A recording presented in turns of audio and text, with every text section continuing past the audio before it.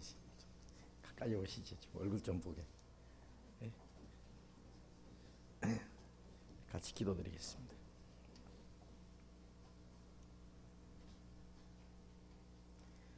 자비로우신 우리 아버지 하나님, 우리를 영원한 죄와 죽음의 군세에서 구원해 주시고 우리를 하나님의 품속으로 영원한 하나님의 영광 가운데로 우리를 이끌어 주신 주님, 진정 감사합니다.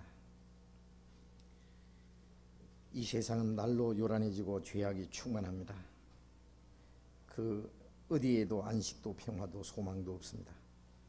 그러나 주님께서 우리의 마음속에 진정한 기쁨과 평화와 자유를 주셨습니다.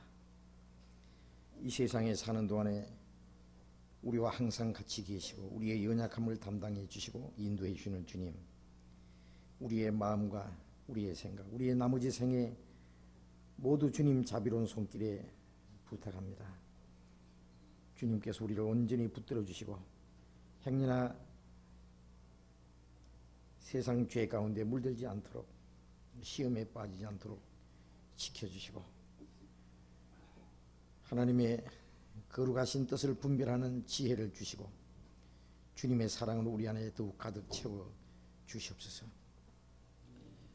우리를 통해서 주님의 생명과 사랑과 진리가 나타날 수 있도록 우리 주변에 불쌍한 이뤄진 영혼들에게 우리에게 주시는 이 영원한 생명을 나눠줄 수 있도록 우리에게 용기와 힘을 더욱 허락해 주시옵소서.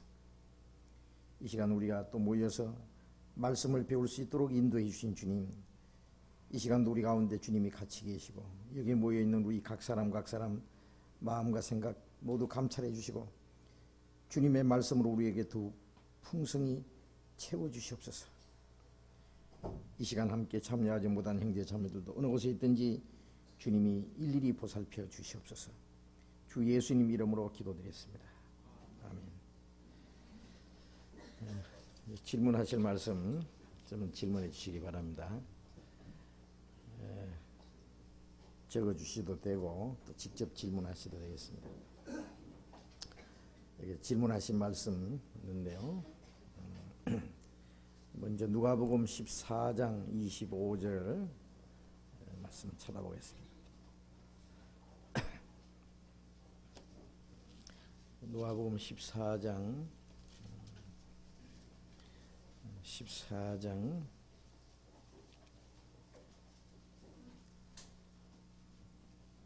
25절부터 35절까지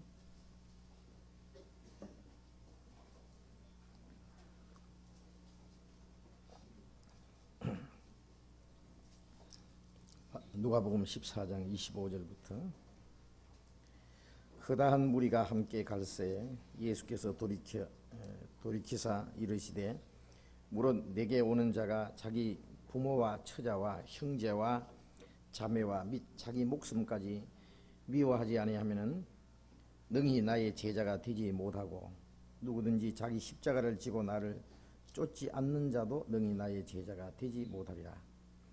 너희 중에 누가 망대를 세우고자 할진대 자기의 가진 것이 준공하기까지에 족할는지 먼저 앉아 그 비용을 예산하지 아니하겠느냐. 그렇게 아니하여 그 기초만 쌓고 능히 이루지 못하면 보는 자가 다 비웃어 가로되 이 사람이 역사를 시작하고 능히 이루지 못하였다 하리라. 또 어느 임금이 다른 임금과 싸우러 갈 때에 먼저 앉아 1만으로서 저 2만을 가지고 오는 자를 대적할 수 있을까 헤아리지 아니하겠느냐.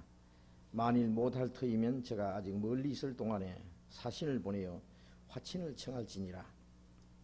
이와 같이 너희 중에 누구든지 자기의 모든 소유를 버리지 아니하면은 능히 내 제자가 되지 못하리라. 소금이 좋은 것이나 소금도 만일 그 맛을 잃었으면 무엇으로 짜게 하리요. 땅에도 그럼에도 쓸데없어 내버리느니라. 들을 귀가 있는 자는 들을지어다 하시니라. 저 뒤에 소리가 무슨 소리예요? 소리 좀 꺼버리세요. 무슨 소리인지. 이 말씀 중에 망대 비유에 대해서 설명 부탁드립니다. 질문이었습니다. 이 말씀 속에 28절에 보면은 너희 중에 누가 망대를 세우고자 할진대 자기 가진 것을 준공하기까지 족할는지 먼저 비용을 예산하지 않겠느냐 하셨는데, 망대 하나 세울 때에도 충분한 예산을 먼저 세우고 그리고 망대를 쌓는다 그래요. 만일 예산을 충분히 세우지 아니하면은 기초만 쌓고 능히 그 일을 이루지 못하면은 사람들에게 그 비웃음거리가 된다 하는 그런 내용인데, 물론 뭐 그 망대를 세울 때 너희가 예산을 충분히 세워가지고 시작하라, 그런 것을 말씀하기 위한 것이 아니고, 이것은 비유를 들어서 다른 내용을 설명하기 위한 말씀입니다.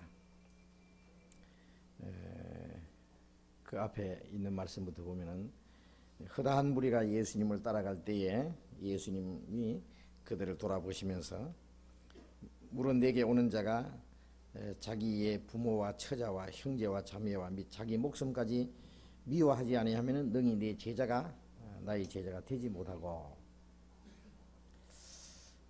또 누구든지 자기 십자가를 지고 나를 쫓지 않는 자도 능히 나의 제자가 되지 못하리라. 이렇게 하지 아니하면은 구원을 얻지 못하리라, 그런 말씀이 아니고 나의 제자가 되지 못하리라 하는 말씀입니다.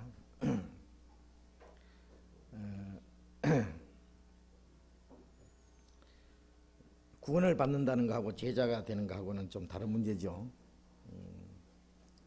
주님이 우리를 구원하시는 목적은 목적 중에 하나가 주님의 제자가 되게 하기 위해서입니다. 그래서 마태복음 28장 18절에 보면 너희는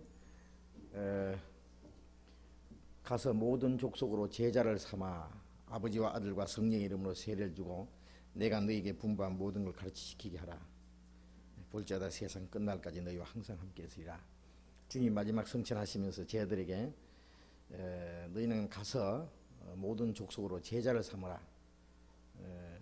다른 사람을 구원받게 하면은 구원받은 후에는 그리스도의 제자가 되는 거잖아요. 예? 그리스도의 제자.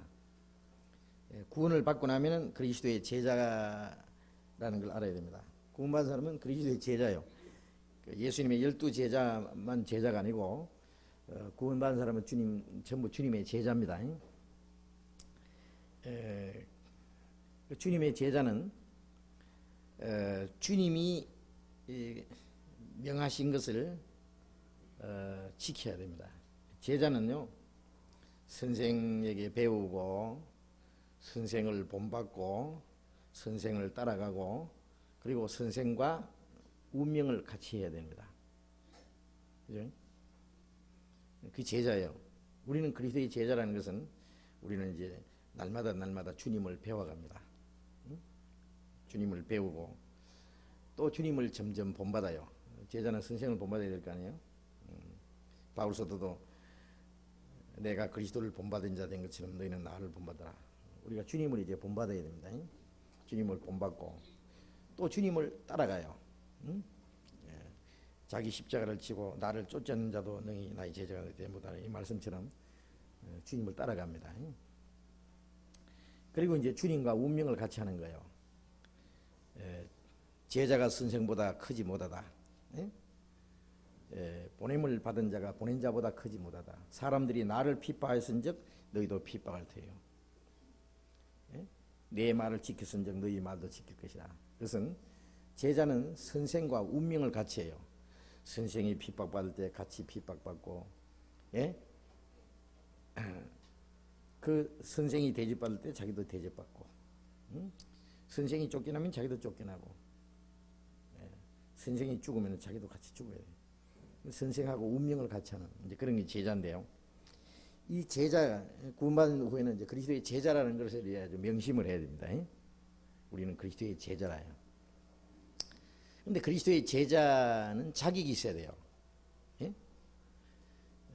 말만 그리스도의 제자지 실제 그리스도의 제자로 자격을 갖추지 않으면 안 되겠죠.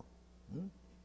우리가 하나님의 자녀라는 것도 입으로만 하나님의 자녀다, 그러면 안 돼요. 하나님의 자녀는 하늘에 계신 우리 아버지 이름이 거룩히 받으시오며, 하나님이 아버지라면은 내가 하나님의 아들이라는 것만 가지고 좋아할 것이 아니라 마땅히 아버지 이름을 거룩하게 해드려야 됩니다. 아버지 이름이 거룩히 받으시오며, 뭐 입으로만 기도한다고 해서 하나님의 이름이 거룩해진다는 말이 아니고 우리의 모든 생활을 통해서 하나님 이름을 거룩하게 해야 됩니다.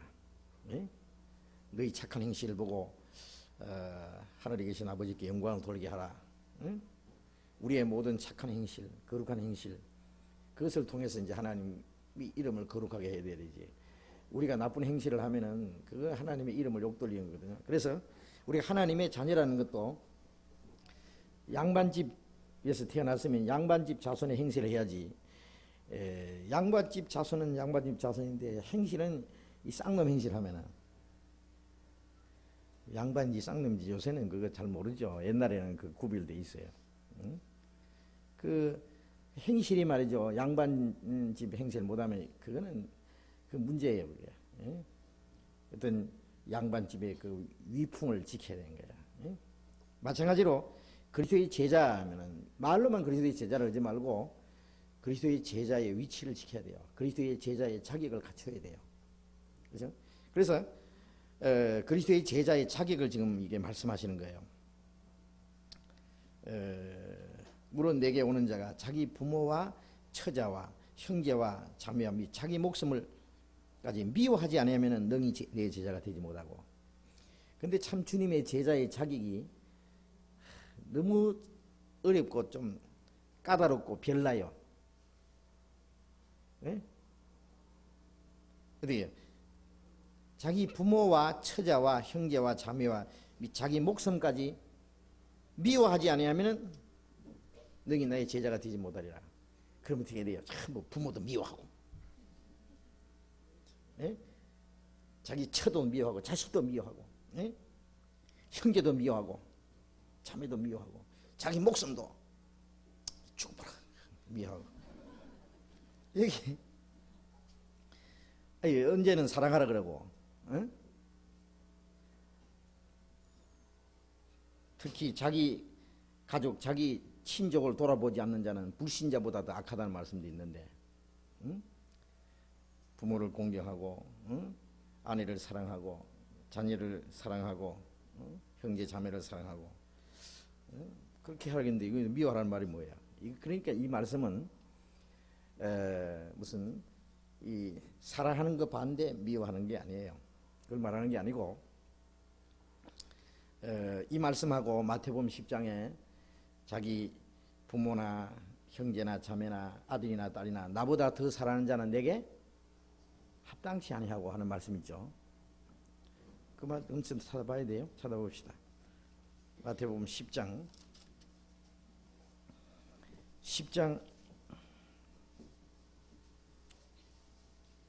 37절에 아비나 어미를 나보다 더 사랑하는 자는 내게 합당치 아니하고 아들이나 딸을 나보다 더 사랑하는 자는 내게 합당치 아니하고 또 자기 십자가를 지고 나를 쫓지 않는 자도 합당치 아니하니라.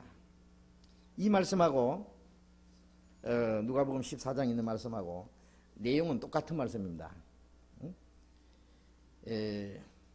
아비나 어미를 나보다 더 사랑하는 자, 또 아들이나 딸을 나보다 더 사랑하는 자는 내게 합당치 않다. 뭐에 합당치 않다는 말이냐면은 주님이 우리를 사랑하시는 그 사랑에 합당치 않다 그 말입니다. 주님이 우리를 얼마나 사랑하셨어요. 하늘 영광을 버리고 이 땅에 오셔서 자기 목숨까지 버리시고 피 한 방울 없이 우리를 위해서 다 쏟아주심으로 우리를 저 지옥 갈 운명에서 구원해 주었어요. 그 사랑에 비할 것이 어디 있겠어요. 그 사랑은요, 부모가 자기를 사랑하는 사랑, 남편이 아내를 사랑하고 아내가 남편을 사랑하는, 형제끼리 사랑하는 그 사랑에 비교할 수 있겠습니까? 비교할 수 없어요. 그 어떤 세상의 사랑과 비교할 수 없어요. 그러니까 그 큰 사랑을 입었기 때문에 이 세상에 무엇보다도 주님을 더 사랑하는 것은 그건 합당한 거예요. 합당한 거예요. 예. 만일에 부모를 사랑해야 되잖아요. 그러나 하나님보다도 더, 주님보다도 더 사랑하면 그건 합당치 않아요. 남편이나 아내나 자식을 사랑해야 되지만은 주님보다도 더 사랑하면은 그건 큰일이에요. 큰일이에요. 그렇죠? 아브라함이 자기 생명보다도 자기 아내보다도 자기 모든 재산보다도 가장 귀하게 여기는 것이 백세에 낳은 아들 이삭. 한참 지금 귀엽게 자라고 있는데요. 이삭을 통해서 이제 자기의 모든 것이 이어지라고 지금 기대하고 있는데 하나님 이삭을 제물로 바치라는 거예요. 양 잡듯이 잡아가지고 하나님께 바치래요. 아브라함이 뭐라 그랬어요? 세상에 다른 건 다 그것만은 안 되겠습니다.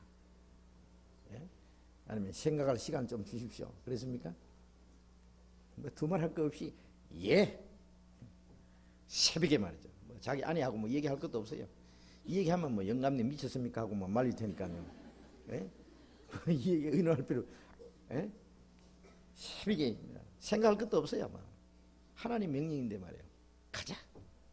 모래산으로 갔잖아요. 그래서 양 잡듯이 막 잡으려고 하나님이 두 번이나 아브라함아 아라마 아브라함아 스탑. 응? 됐다 이제. 네 사랑하는 독자 이삭을 아끼지 않고 내게 바쳤은즉 이제야 네가 나를 사랑하는 줄 알았다. 하나님도 아브라함의 사랑을 실제로 확인하시기 원했어요. 예? 모든 걸 주신 하나님, 예? 그 하나님을 아브라함은 사랑할 수밖에 없어요. 그건 당연한 거예요. 예? 그 아브라함의 믿음이나 우리의 믿음이나 똑같은 믿음이에요. 우리도 그 큰 은혜를 받은 사람이에요. 예? 그러니까 미워한다고 하는 것은 어떨 때는 주님을 위해서 희생해야 될 것을 말하는 겁니다. 예를 들면 우리는 부모를 공경해야 되잖아요. 그러나 하나님이 만일 야 너 자 아프리카 선교사로 가라 그러면은 연세 많으신 부모님이 계셔서 저는 부모님 모셔야 됩니다. 그러니까 못 가겠습니다. 그럴 수 있습니까? 어떻게 해야 돼요? 부모님도 모셔야 되고 아프리카 선교사도 하나님 가라면 가야 되는데 어떻게 해야 될까요?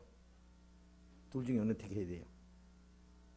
예, 하나님의 명령에 순종하기 위해서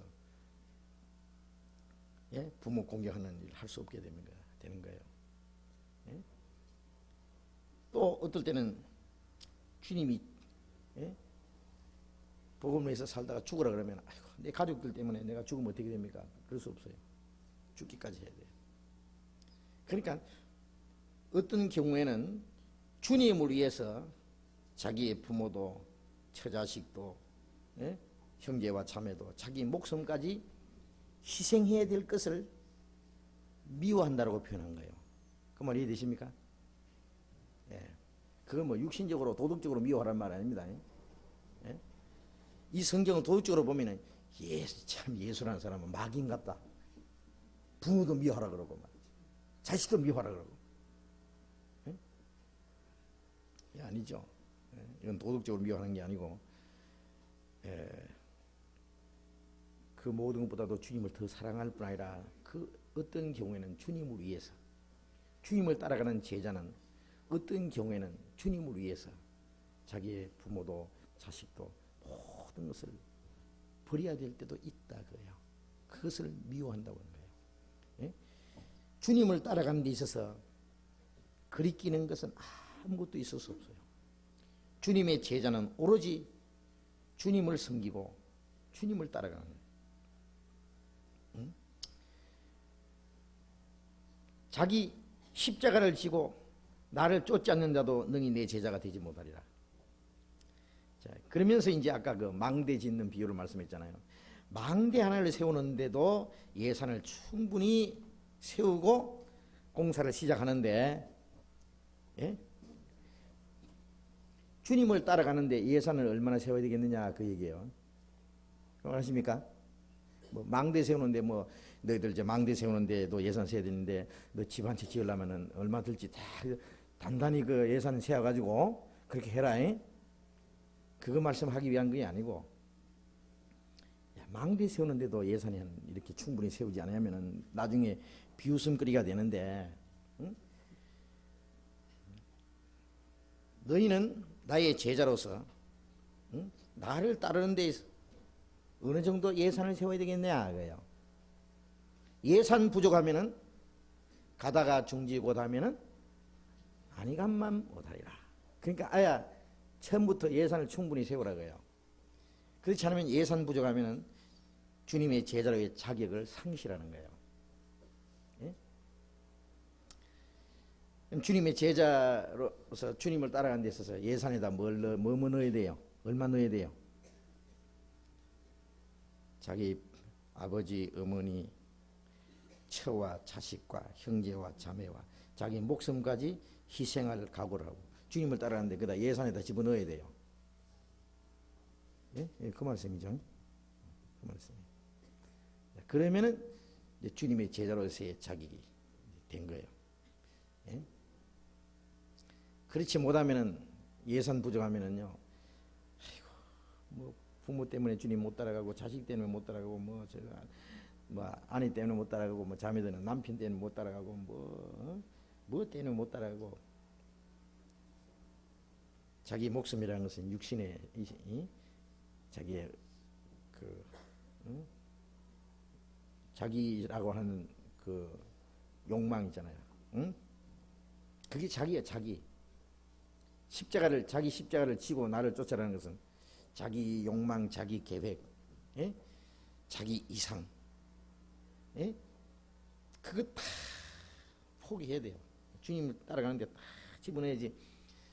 자기 출세하는 것, 자기 뭐 행복, 자기 주장, 자기 욕망, 자기 이상, 자기 고집 뭐 이런 것대로 그대로 다 가지고 또 주님도 따라가고 그거 못해요. 포기하고 주님을 따라가는데 필요한데 예산에 전부 다 집어넣어야 돼. 예산에다. 어떻게? 자, 우리는 주님의 제자입니다. 예? 명색이 주님의 제자예요. 명색이. 그런데 명실공히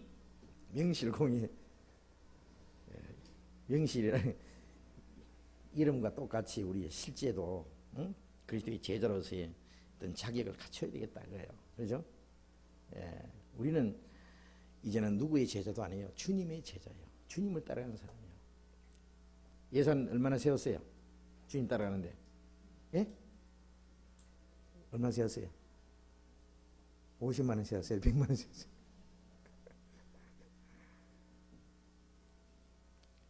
자기의 가족과 자기의 욕망과 자기의 목숨까지 거기다가 예산에다가 집어넣어요. 예?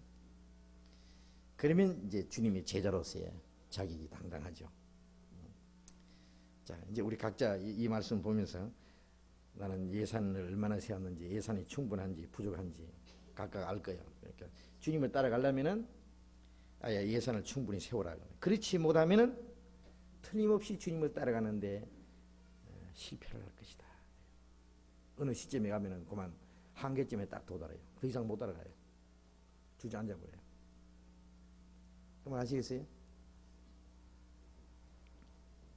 사실 우리가 믿는 주님, 우리를 구원해 주신 주님은 내 모든 걸 바쳐서 섬김 받으시기에 합당한 분입니다. 그건 다 너무나 당연한 거예요. 우리가 주님을 위해서 살아가는데 뭐 그래 이유가 많아요. 예?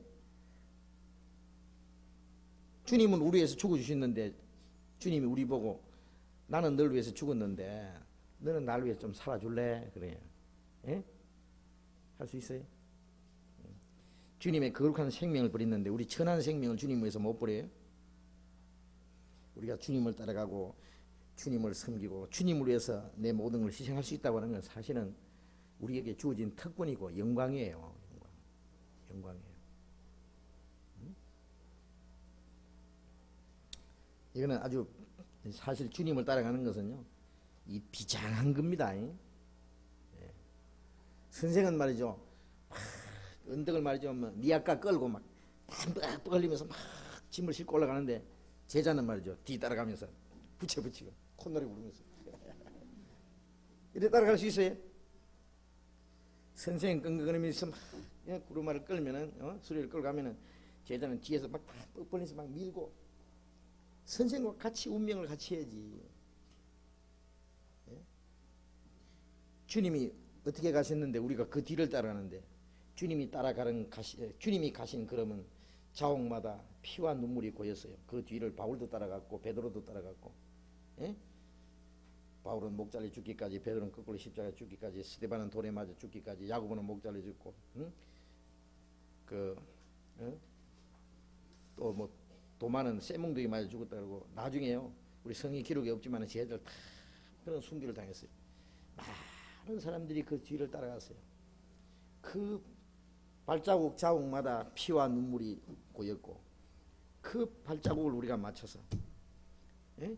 그 피가 우리 몸에 띠배기는 그런 비장한 걸음이에요. 예? 뭐 우리가 뭐 콧노래 부르면서 자기 하고 싶은 거 다 하고, 예? 자기 누리고 싶은 거 다 누리고, 뭐 세상 재미 다 보고 또 주님도 따라가고, 그럴 수 있습니까? 그럴 수 없어요. 예? 주님을 따라가는 것은요 무슨 뭐 취미생활 아닙니다. 신앙생활은 구원을 받는 것은 쉽지만은, 주님이 이루어 놓으신 은혜를 믿음으로 구원받는 게 쉽지만은, 주님을 따라가는 그러면 쉽지 않아요. 우리는 그리스도의 제자. 그 18세기 당시에요, 그 유럽에서 그 복음을 활발하게 전했던 청교도들 있잖아요. 청교도들. 예? 그 진젠돌프라는 사람을 중심으로 일어났던 한바탕 복음의 역사가 있었어요. 응? 모라비안 교도들. 그들이 구원을 강조하고 구원을 받게 하는 뿐 아니라 우리처럼 이렇게 활발하게 복음 전한 거예요. 근데 그 사람들이 또 강조한 것도 하나 있대요. 우리는 그리스도의 제자라는 것을 굉장히 강조했대요. 우리는 그리스도의 제자다. 우리도 그래야 될 것 같아요. 당연히 구원받은 것만 좋아할 것이 아니고, 구원받자마자 우리는 그리스도의 제자라는 그 자부심과 그리스도의 제자로서의 어떤 특권, 그리스도의 제자로서의 어떤 책임감, 그리스도의 제자로서 주님을 따라가는 어떤 비장한 각오를 가지고, 예? 주님을 따라가야지. 예? 지 마음대로 살고 일주일에 한 번씩 얼굴만 내밀고 말이야. 그게 그리스도의 제자예요. 그게? 그런 제자를 두신 일이 없어요. 주님은. 예. 그 그리스도의 제자로서의 그 자격입니다. 예? 그렇지 않으면 능히 나의 제자가 되지 못하리라. 그 다음에 이제 망대 세우는 것만 이제 물었으니까요. 응? 뒤에 그 뭐 전쟁하는 건 얘기하지 말고, 예? 1만으로서 2만을 가지고 오는 자를 대항할 수 있느냐. 그 얘기하자면 1만으로 2만을 이기려면 뭐 죽을 각오하면 이기지 뭐. 예? 죽는 거 무서워하는 뭐 2만 명 아니라 100만 명도요. 죽을 거 무서워하지 않는 1만 명 가지고 이깁니다. 이 그리스도의 군사. 그렇지 않으면은 싸우지 말고 화친을 해라. 우리는 하나의 군사로서 얼마나 주님을 위한 군사로서 각오를 가지고 사느냐. 응? 그러면 이제 33절에 이와 같이 너희 중에 누구든지 자기의 모든 소유를 버리지 아니하면은 능히 내 제자가 되지 못하리라. 자, 이게 이제 하나의 결론과 같은 결론입니다. 너희 중에 누구든지 자기의 모든 소유를 버리지 않으면은, 아까 미워한다는 말이나 이 버린다는 말이나 마찬가지입니다. 그렇죠? 자기의 모든 소유라는 것은 어떤 자기의 부모도 들어가고, 거기는 자기의 처와 자식도 들어가고, 그는 형제와 자매, 자기의 어떤 욕망, 세상의 모든 것. 하여튼 자기에게 있는 건 뭐 사람이고 뭐 시간이고 젊음이고 자기의 재능이고, 에? 자기의 건강이고 자기의 목숨이고 자기에게 속한 건 전부 다 주님을 위해서 희생할 각오, 그 예산을 세우지 아니하면은 능히 내 제자가 되지 못하리라. 이제 어디 주님의 제자의 자격이 너무나 높죠? 이보다 더 높은 건 없을 거예요. 굉장해요. 자, 이런 제자들을 이렇게 제자로서 살아가면은 그 제자들에게 주시는 영광도 엄청납니다. 사실 진짜요. 예수님이 제자들에게 너희가 모든 것을 버리고 나를 따랐은즉 내가 영광에 앉을 때 너희도 나와 함께 영광에 앉을 것이다. 보좌에. 예? 우리가 주님을 위해서 모든 걸 버리고 희생하고 주님 따라가면 주님의 영광을 우리에게 주세요. 왜냐? 주님이 우리에게 희생과 고난을 요구하시는 것은요, 우리 괴롭히려고 하는 게 아닙니다. 예? 우리에게 더 큰 영광을 주시기 위한 거예요. 왜냐하면 고난과 희생이 없이는 영광이 없거든요. 구원은 거저 주시지만 영광은 거저 주시는 게 아니에요. 그러니까 주님을 위해서 어떤 희생이나 고난을 싫어하는 사람은 영광을 포기하는 사람이에요. 그리고 이제 34절에 소금이 좋은 것이나 소금도 마늘 그 맛을 잃었으면 무엇으로 짜게 하리요. 땅에도 그럼에도 쓸데없어 내버리느니라. 자, 맛 잃은 소금. 소금이 어떻게 맛을 잃습니까? 이 맛 잃은 소금. 너희는 세상의 소금이라고 했잖아요. 그리스도인들 소금이라고 했는데 이 맛 잃은 소금은 녹아야 맛을 냅니다. 소금은 자기가 없어져야 맛을 내요. 우리가 김치 먹을 때요, 김치를 맛있게 하는 것은 소금이요. 소금이 안 들어가면 맛있겠어요?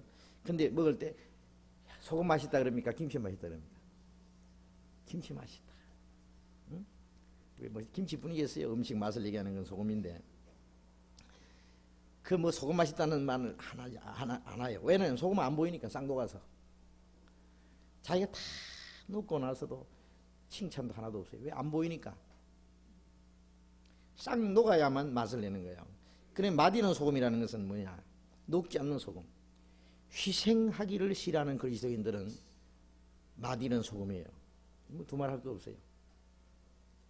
예? 희생도 싫어하고 고난도 싫어하고, 주님을 따라가는데 희생할까봐 더 고난을 받을까봐 자기를 탁 도살해요. 내가 너무 주님을 위해서 너무 하는 거 아이가? 예? 우리가 주님을 위해서 너무 희생하고 너무 주님을 위해서 살고 너무 충성하는 수가 있을까요? 너무나 못하죠. 항상 밑바닥에 기는 거예요. 그리스도인의 생활의 표준이, 예? 그리스도인의 생활, 그리스도의 제자로서의 표준이, 예, 이렇게 라인이 돼 있다면은 밑바닥에 기는 거예요. 그리스도인의 제자의 자기 100이라고 한다면은 저 밑바닥. 어떤 사람은 뭐 한 2, 3, 5 좀 가는 사람이 10% 열심히 하면 한 20%, 30%. 그게 바짝 따라가는 사람은 바울이고 베드로고 주님의 일꾼들 바짝 따라가는 사람도 있어요. 예. 근데 뒤에 처져가지고 자기 볼일도 하고 오합지졸들. 예? 안 되죠. 주님은요, 어떤 사람 필요하냐면은, 예? 주님은 세상에 잘난 사람, 똑똑한 사람, 많이 배운 사람, 돈 많은 사람, 세상적으로 유명한 사람, 그런 사람을 쓰시는 게 아니에요. 그런 거 저런 거 없어도 자기를 주님께 바치는 사람, 희생하는 사람 쓰셔요. 그리고 깨끗한 그릇을 쓰세요. 아무리 좋은 것도 똥이 묻었으면 그건 좋은 음식 담을 수 없어요. 투갈이라도 깨끗하면 맛있습니다. 투갈이 그럼 알아요? 예? 뚝배기. 예? 이 못생긴 그릇도 깨끗하면 맛있는다니까요. 그래서 디모데후서 2장에 자기를 깨끗하게 하면은 귀 쓰는 것이 된다. 그러니까 우리가 주님 앞에 제일 중요한 것은, 육신적으로는 아무 사람도 육체대로 알지 않는다 그랬잖아요. 깨끗한 마음. 죄가 들어오면 주님이 안 쓰셔요. 그 다음에 자기를 주님 앞에 바쳐야 돼요. 예. 그래서 디모데후서 2장 15절에 네가 진리의 말씀을 옳게 분별하며, 첫째 진리의 말씀을 옳게 분별하고 부끄러울 것이 없는 일꾼으로 인정된 자로 자기를 깨끗하게 하는 것이죠. 자신을 하나님께 드리기를 힘써라. 그러면 쓰시는 거예요. 이 맛 잃은 소금은요, 이거는 그럼에도 못 쓰고 땅에도 못 쓰고 아무 쓸데도 없다. 이게 뭐냐? 희생이 없는 그리스도인은 하나님 앞에 암작도 쓸데없어요. 진짜 쓸데없어요. 그리스도인에게도 쓰임하지 않고 세상에도, 구원받은 사람은 세상에도 안 섞여요. 거듭난 사람이 세상에 섞일 수 있어요? 그리스도인 속에서도 섞이지 않고 세상도 안 섞이면 그건 뭐예요? 근데 어떤 사람은요, 이런 사람도 있다고요. 그리스도인들 안에는 별로 안 섞여. 구원받은 사람끼리 친한 것도 없고, 그리스도인끼리 같이 교제하고, 거기서 같이 의논하고, 주를 위해서 사는 그런 것도 없고, 그런 건 없는데, 세상 구원 안 받은 사람하고는 어찌 그리 친한지, 재미있고, 만나면 시간 가는 줄 모르고, 그 뭐 하나라고. 그 사람은요, 번지수가 어디예요? 저쪽 동네. 뭐 보나마나 저쪽 동네 사람이야. 그죠? 그 사람의 마음과 생활이 그걸 입증하는 데 들어갈 거예요. 우리는 이 세상하고는 끝이야. 바울사도 말한 대로 세상이 나를 향해서 못 박히고 내가 세상에서 못 박혔다. 미안하지만 세상과는 이별이다. 이제 우리는 죽으나 사나 그리스도 안에서 주님을 위해서 사는데, 그것도 안 하면 뭐예요? 이것도 아니고 저것도 아니고요. 예? 세상에서 지 마음대로 멋대로 세상 살다가 지옥 가든지, 아니면 구원받고 나서 그리스도 안에서 주님을 위해서 멋지게 좀 살다가 주님 앞에 가든지, 뭐 둘 중에 하나 결정했는데 이것도 아니고 저것도 아니면 뭐냐고요.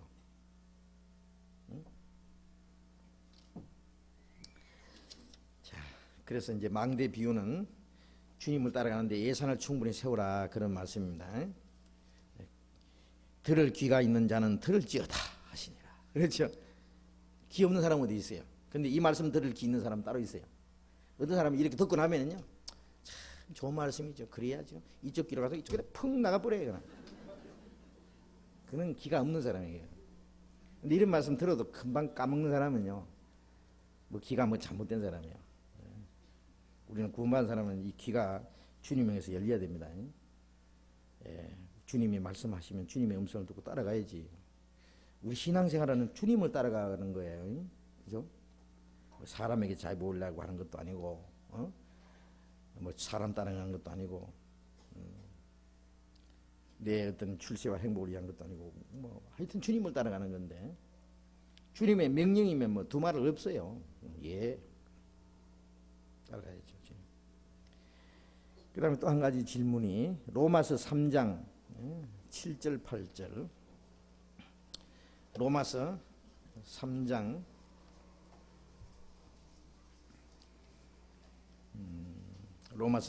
7절 8절.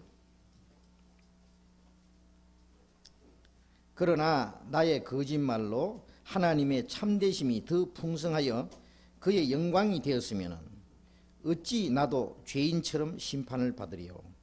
또는 그러면 선을 이루기 위하여 악을 행하자 하지 않겠느냐. 어떤 이들이 이렇게 비방하여 우리가 이런 말을 한다고 하니 저희가 정죄받는 것이 옳으니라.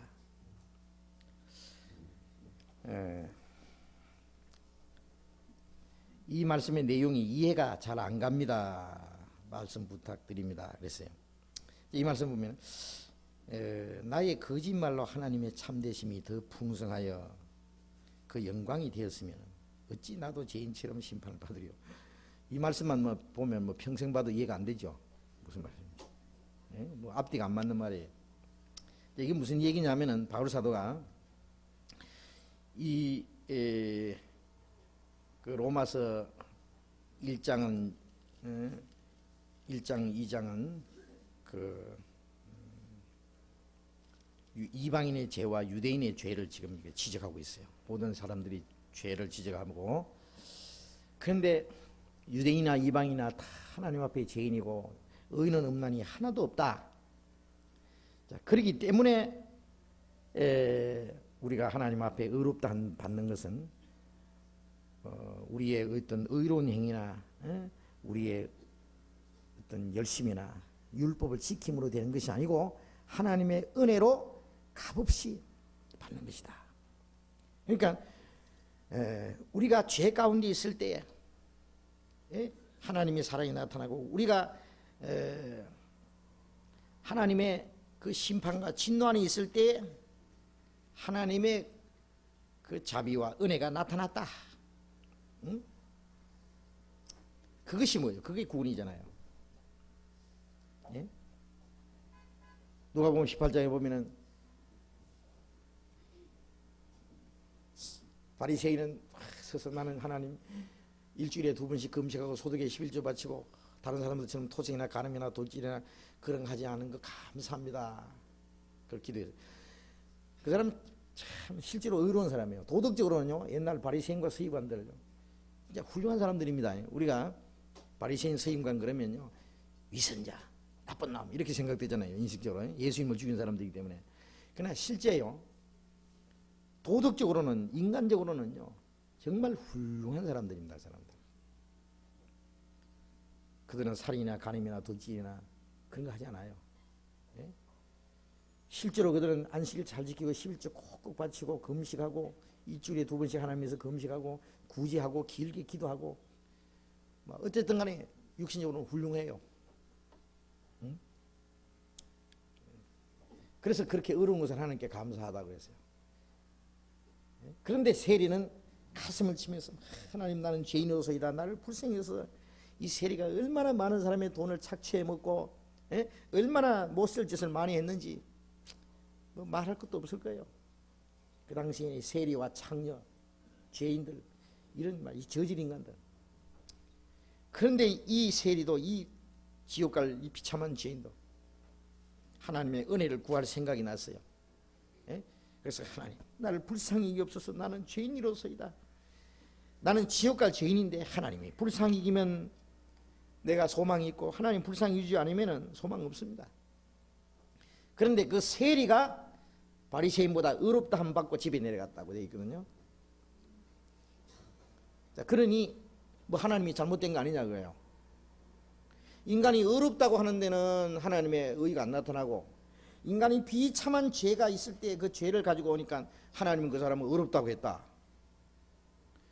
자, 이런 복음을 전하니까 율법주의자들은 저 바울사도 전하는 것은 사람을 타락시키는 교리다.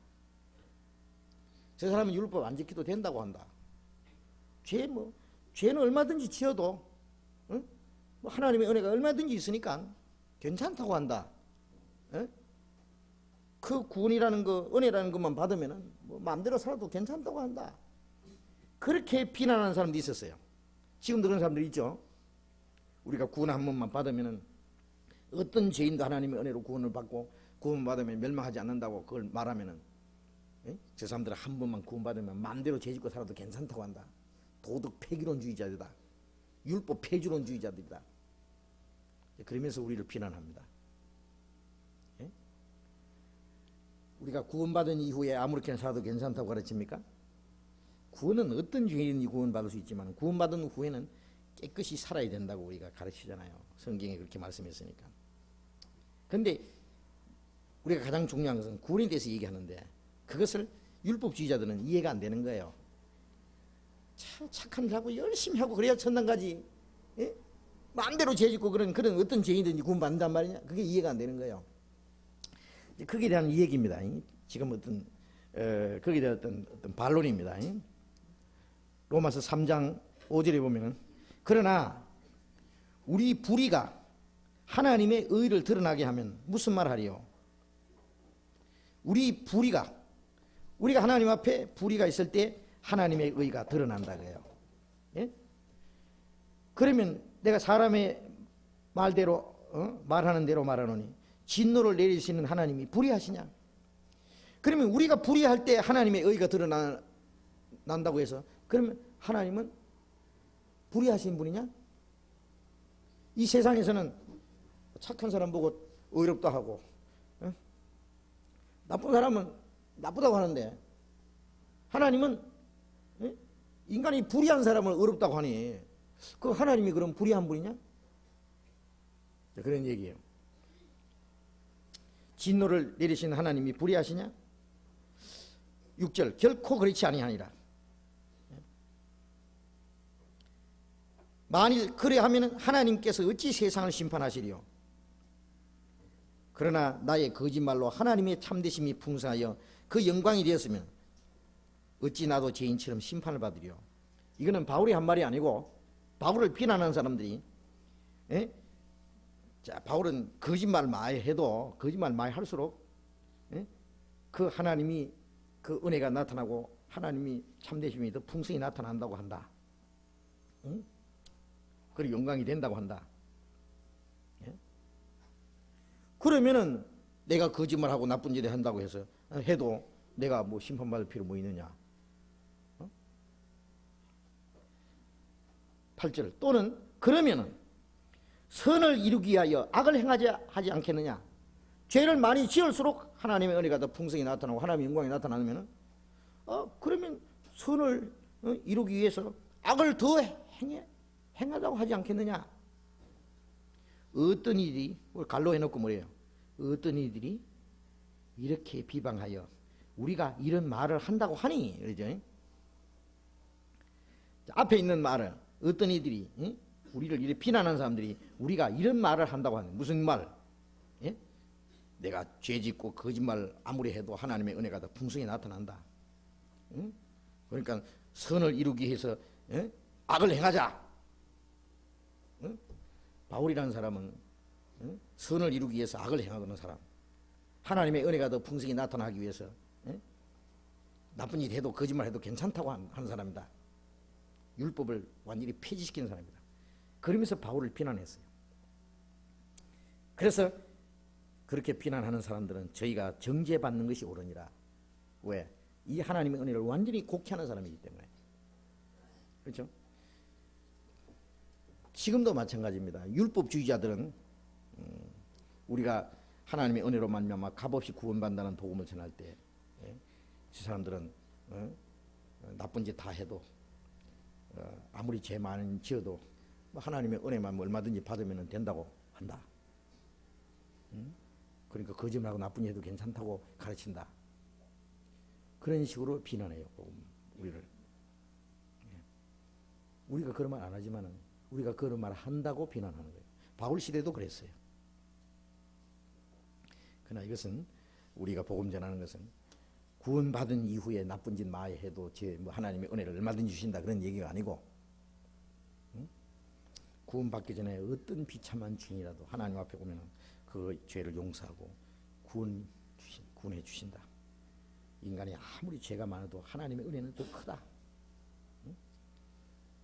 그러나 구원받은 후에는 하나님의 자녀로서 올바로 깨끗하게 살아야 되고 주님 말씀에 순종해야 되는 것은 당연한 거예요.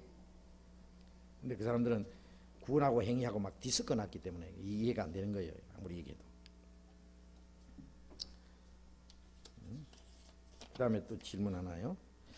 잠언 24장 3절에서 6절 말씀이 이해가 되지 않습니다. 찾아봅시다. 잠언 24장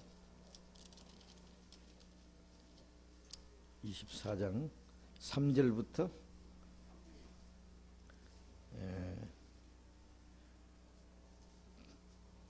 집은 지혜로 말미암아 건축되고 명철로 말미암아 견고히 되며 그 방들은 지식으로 말미암아 각종 귀하고 아름다운 보배로 채우게 되느니라. 지혜 있는 자는 강하고 지식이 있는 자는 힘을 더하나니 너는 모략으로 싸우라. 승리는 모사가 많음에 있느니라. 쉽게 알 수 있도록 설명해 주시면 감사하겠습니다. 쉽게 한번 해볼까요? 쉽게 될란가 모르겠네요. 집은 지혜로 말미암아 건축되고 명철로 말미암아 견고히 되느니, 뭐 집은 돈으로 짓죠. 세멘트로 짓고, 그죠? 철근도 들어가고. 그런데 여기 말하는 집은 뭐 우리 눈에 보이는 이 건물을 말하는 게 아니죠. 물론 신령한 집을 말하는 겁니다. 하나님은 신령한 집을 지어 가시잖아요. 하나님이 거하실 처소가 되기 위해서 예수님 안에 함께 지어져 간다. 예수님은 보통의 머릿돌이고 구원받은 사람은 산돌처럼 신령한 집으로 지어져 간다고 베드로전서 2장에 말씀했고, 또 마태복음 7장 끝에 보면 예수님이 지혜로운 자는 그 집을 기초를 반석 위에 놓은 자 같다 그랬죠. 반석 위에 집을 짓는 자는 지혜로운 자다. 창수가 나고 바람이 부딪히되 그 집이 무너지지 않는다. 반석 위에 세운 영구라. 그 집은, 반석 위에 세우는 집은 지혜로운 자이죠. 물론 반석은 예수 그리스도. 예수 그리스도 위에다가 집을 짓는 사람. 그리고 이제 고린도전서 3장에 보면은 이 터는 곧 예수 그리스도라. 집을 지으려면 터가 있어야 되는데 터는 예수 그리스도라. 이 닦아둔 것 외에 다른 터를 닦아둘 자가 없으니 예수 그리스도라. 자, 우리 개인적으로는 예수님 구원해 주신 주님의 위에 딱 섰는 것이 터 위에 선 거예요. 그죠? 구원받은 이후의 신앙생활은 집을 짓는 거예요.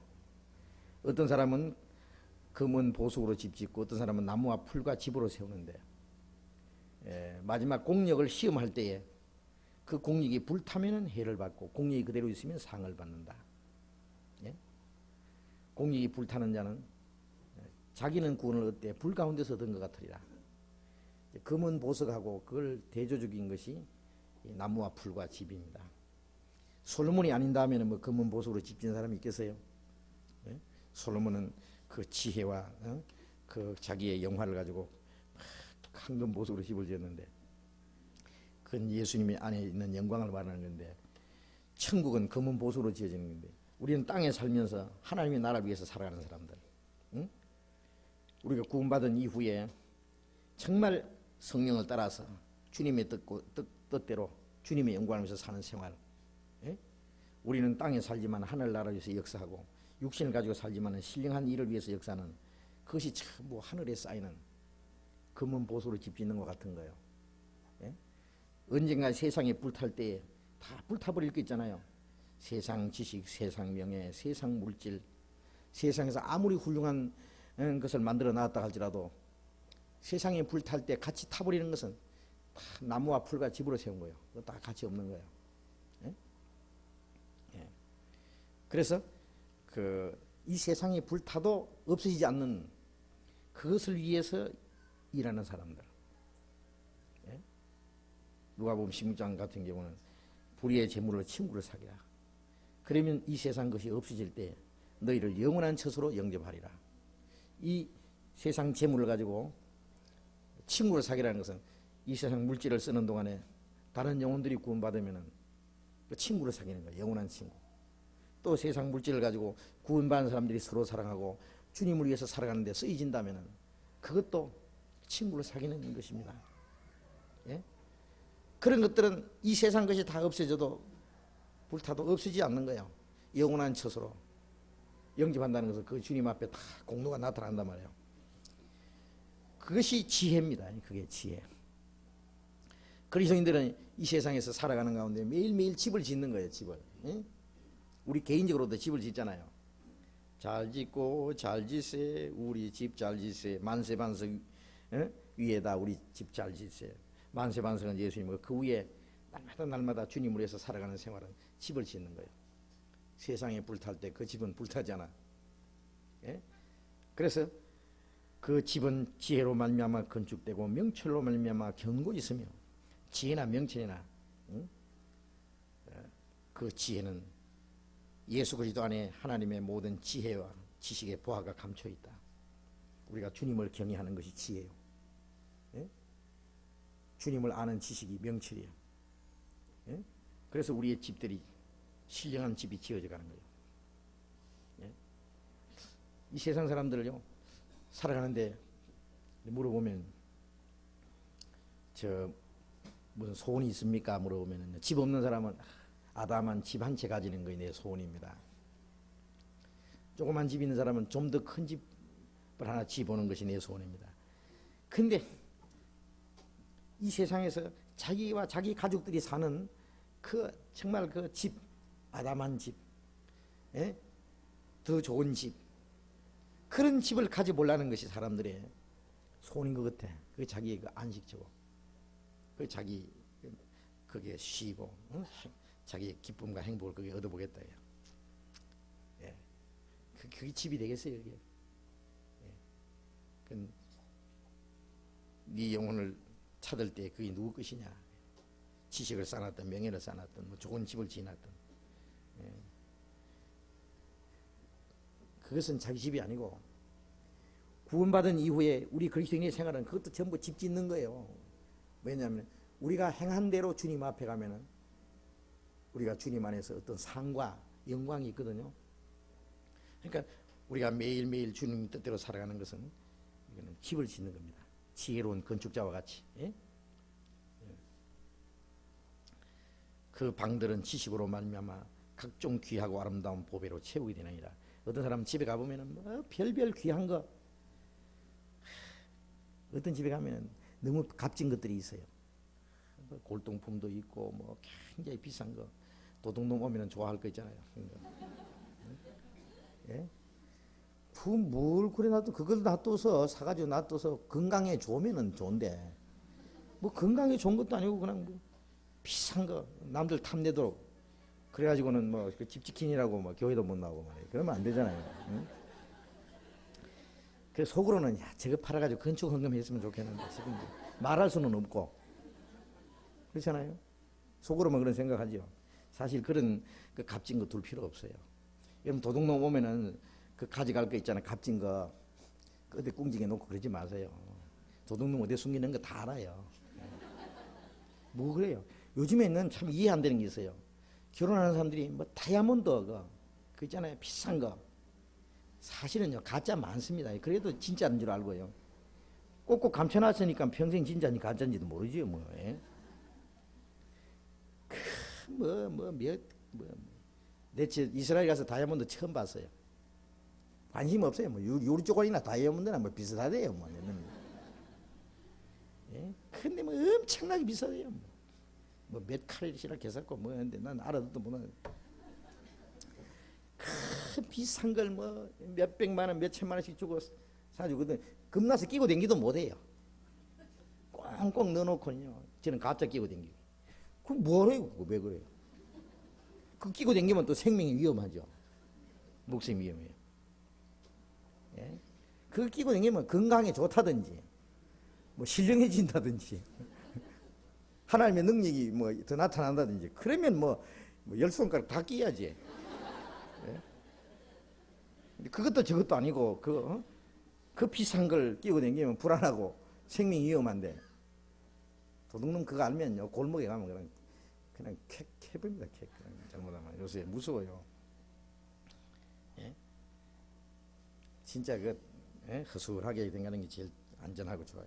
그런데 그리스도인들은 그런 거 하면 안 됩니다. 제가 꼭 부탁드립니다. 필요 이상 사치하고 별 필요 없는데도 그 값진 거 쓸 데도 없이 누구 것이 나중에 남의 존재시켜 틀림없이 그런 걸 하지 않았으면 좋겠어요. 그런 값진 걸로 집을 단장하고 그러면 안 됩니다. 우리는 여기에 방들은 지식으로 말미암아 각종 귀하고 아름다운 보배로 채우게 되니라. 우리 그리스도인의 생활, 우리 안에는 주님의 사랑이 있고 형제 자매의 사랑이 있고 우리가 주님 안에서 순종하는 생활, 예? 정말 한 사람 한 사람 구원받고 구원받은 사람을 서로 붙잡아주고 주님을 섬기고 주님 뜻대로 살아가는 우리 생활 구석구석이 우리가 주님을 위해서 살고 주님을 사랑하고 주님을 섬기는 그 생활들 그런 것들이 전부 보배로 우리 방들이 꽉 채워지는 것들 아니겠어요? 그렇죠? 네. 그래서 바울 사도는 아무것도 없는 자 같으나 모든 것을 가진 자로다. 하나님의 모든 신령한 보배를 가진 사람들. 응? 그래서 시편 기자도 그랬죠. 나의 소유는 이것이니 내가 주의 말씀을 지킨 것이니이다. 주님의 말씀을 순종하는 생활 그것이 우리의 소유예요. 예? 우리가 주님 앞에 가면은 우리 집들이 다 지어져 있을 거예요. 천국 가면 그죠? 우리 집이 있을까요? 없을까요? 참 모여서 공동생활 할까요? 우리 집이 있을까요? 가보면 알아요. 가보면 아는데 저는 집이 있을 것 같아요. 참 집이 있는데 그 집들이 이 세상에 우리가 살아가는 만큼 그 집이 아름다울 수도 있어요. 예. 어떤 사람은 뭐 천국 가봤더니 막 유리집으로 돼 있다고 유리로. 근데 성경에 보면은 12 뭐 진주로 꾸미고 뭐 12 보석으로 무슨 녹보석 뭐 홍보석 뭐 비치용 무슨 보석 온갖 제가 그 워싱턴 DC의 그 박물관에 가서 그 원석들, 보석 원석들요, 정말 그 찬란하대요. 색깔도 너무너무 아름다워. 그런 것으로 천국이 그 집들이 꾸며져 있을 테니까, 우리 집들이. 예? 여러분 천국 가서 좋은 집에 살고 싶거든. 이 세상에서 주님 뜻대로 한번 귀하게 살아보세요. 예? 영원한 집이 주님 준비되어 있을 거예요. 그래서 이거는 신령한 집들입니다. 자, 이 정도 얘기하고, 이 질문할 게 너무, 대답할 게 너무 많은 것 같은데, 순서대로 밑에 있는 게 먼저 온 거죠.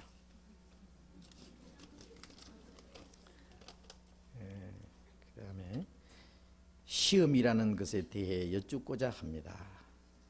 야고보 1장 13절 14절에 한번 우선 읽어봅시다. 야고보서 1장 13절 14절. 야고보서 1장 13절. 사람이 시험을 받을 때에 내가 하나님께 시험을 받는다 하지 말지니 하나님은 악에게 시험을 받지도 아니하시고 친히 아무도 시험하지 아니하시느니라. 오직 각 사람이 시험을 받는 것은 자기 욕심에 끌려 미혹됨이니.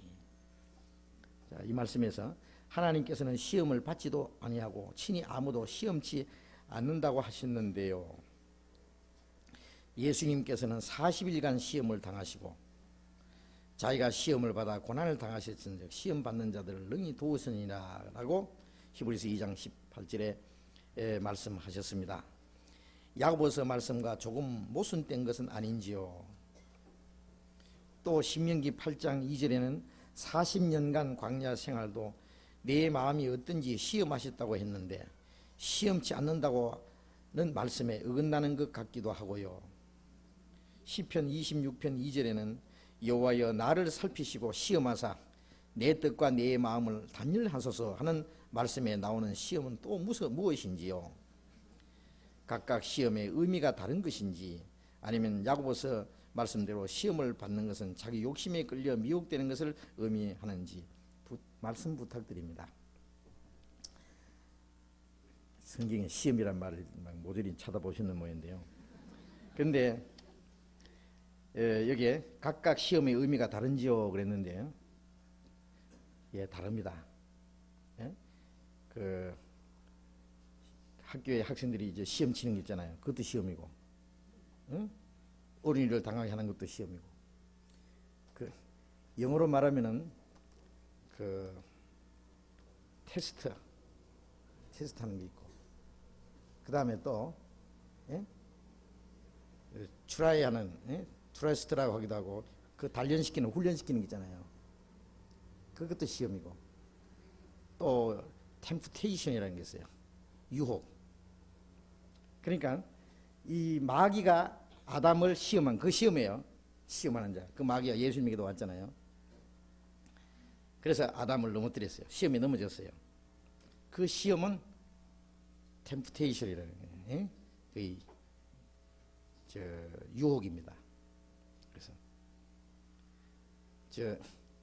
하나님이 아브라함을 시험했다 그랬어요. 네 이삭을 제물로 바치라. 그것은 테스트.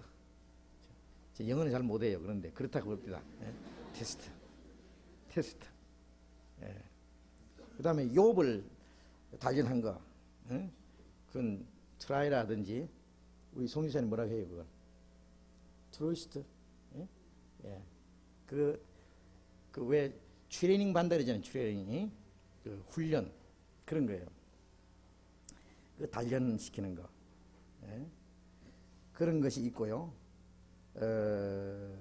또 여기 야고보서는 이것은 시험, 미혹이요, 미혹. 그러니까 시험의 종류가 달라요. 응? 전부 달라요. 그래서 하나님은 악으로 아무도 시험하지 않는다. 악으로 시험한 일이 있습니까? 하나님이? 예? 하나님이 아브라함을 시험하는 것도 그건 악으로 시험한 게 아니에요. 이삭을 제물로 바치라. 그거는 아브라함의 마음을 테스트해 본 거예요. 예. 그건 시험이에요. 그거는 시험 치는 거예요. 점수 얼마나 나오는지. 응? 그 다음에 욥을 단련한 것도 그거는 욥에게 말이죠. 그 재산 다 없어지고 온몸에 병이 들고 그래도 하나님을 원망하는지 안 하는지 시험해 본 거예요. 그 시험은 악으로 시험한 게 아니에요. 그건 단련시키는 거예요. 더 좋은 걸 주기 위해서. 그래서 이스라엘 민족을 하나님이 광야에서 시험한 것도 악으로 시험한 게 아니에요.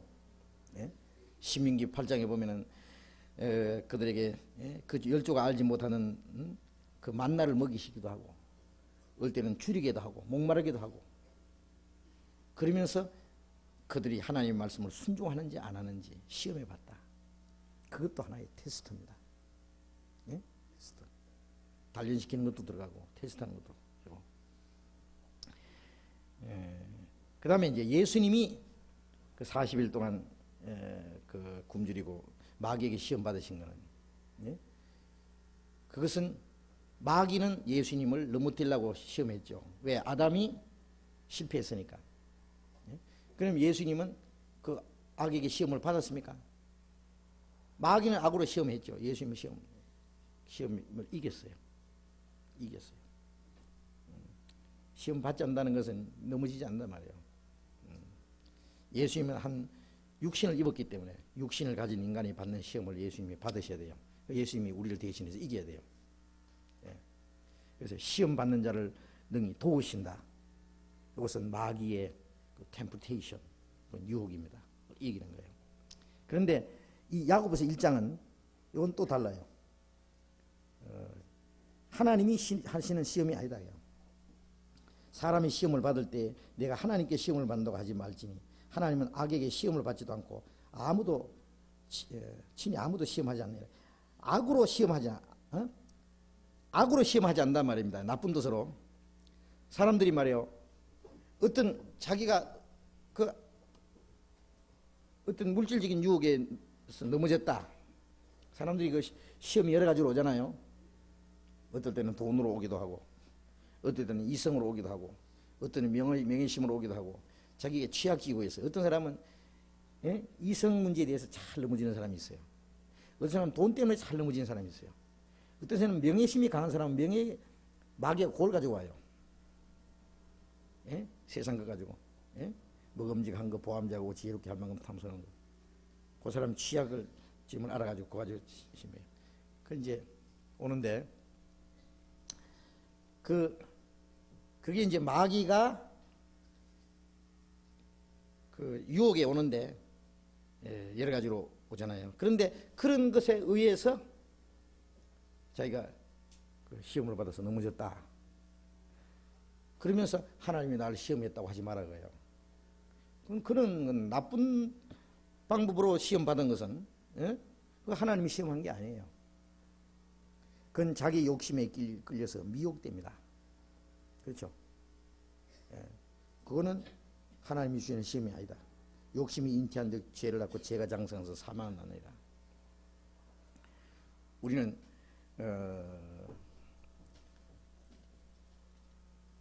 여러 가지 시험을 받아요. 우리에게도 마귀의 시험이 오고 세상 유혹이 와요. 그러나 믿음으로 이길 수 있잖아요. 주님이 그 시험을 우리가 다 시험 당할 때 그걸 도와주셔서 이기게 해주시잖아요. 그래서 하나님은 악으로 사람을 시험하지 않는다. 악에게 시험을 받지도 않고 아무도 악으로 시험하지 않는단 말입니다. 악으로. 자기가 시험받는 것은 욕심에 끌려 미혹돼. 그런데 하나님은 아브라함에게 하신 시험처럼 이스라엘 민족을 시험한 것처럼 그런 시험을 하십니다. 욥을 시험하는 것처럼 그런 시험. 그것은 우리에게 더 좋은 걸 주기 위해서 시험하시는 거예요. 그 다음에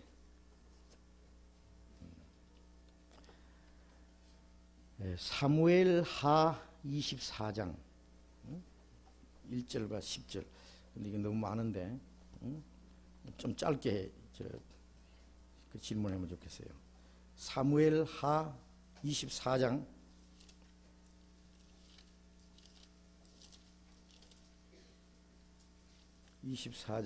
1절부터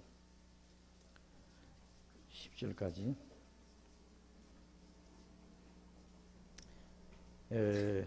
제가 한번 읽어보겠습니다. 여호와께서 다시 이스라엘을 향하여 진노하사 저희를 치시려고 다윗을 감동시키사 가서 이스라엘과 유다의 인구를 조사하라 하신지라. 왕이 이에 그 곁에 있는 군대 장관 요압에게 이르되 너는 이스라엘 모든 지파 가운데로 다니며 단에서부터 브엘스바까지 인구를 조사하여 그 도수를 내게 알게 하라. 요압이 왕께 구하되 이 백성은 얼마든지 왕의 하나님 여호와께서 100배나 더하게 하사 내 주 왕의 눈으로 보게 하시기를 원하나이다. 그런데 내 주 왕은 어찌하여 이런 일을 기뻐하시나이까 하되 왕의 명령이 요압과 군대 장관을 재촉한지라. 요압과 장관들이 이스라엘 인구를 조사하려고 왕의 앞에서 물러가서 요단을 건너 갓 골짜기 가운데 성읍 아로엘 우편 곧 야셀 맞은편에 이르러 장막을 치고 길라스에 이르고 쭉 넘어가서 8절 저희 무리가 국중을 돌아 9달 20달 만에 예루살렘에 이르니 요압이 인구 도수를 왕께 구하니 곧 이스라엘에서 칼을 뺀 담대한 자가 80이요 유다 사람이 50만이라. 다윗이 인구 수를 조사한 후에 그 마음에 자책하고 여호와께 아뢰되 내가 이 일을 행함으로 큰 죄를 범하였나이다. 여호와여 이제 간구하옵나니 종의 죄를 사하여 주옵소서. 내가 심히 미련하게 행하였나이다 하니라. 그 다음에 역대상 21장 1절로 8절 우선 읽지 말고 왕 다윗이 계수함을 인하여 뉘우쳤고 징계를 받았습니다. 역대하 2장 17절 18절에는 솔로몬이 계수하였습니다. 그런데 왜 다윗의 계수함은 징계받을 만한 죄가 되고 솔로몬은 죄가 되지 않은지 궁금합니다. 다윗은 그 인구조사를 한 것은 다윗이 교만한 마음으로 하나님이 자기 세력이 강하게 될 때에 자기 세력이 얼마나 강한지 그것을 계수하기 위해서 마귀가 그 다윗의 마음속에다가 그 교만한 마음을 불어넣어서 그 인구를 조사하도록 했다 그랬어요. 응? 그것을 하나님이 그 교만한 다윗을 치시려고 조사하라고 하나님이 여기에 하라고 한 것 같은데요. 하도록 내버려 뒀다는 말이에요. 하나님이 하라고 한 게 아니고 마귀가 역대상 12장에 보면은 21장에 보면은 마귀가 시험하여서 했는데요. 근데 여기에 질문은 이제 그게 문제가 아니고 다윗이 그 인구 조사를 해가지고 그 얼마나 큰 벌 받았어요. 얼마나 많은 사람이 죽었는지 말이에요. 막 3일 만에 말이죠. 7만 명이 말이에요. 죽었어요. 그 뒤에 보면은 15절에 다윗이 잘못함으로.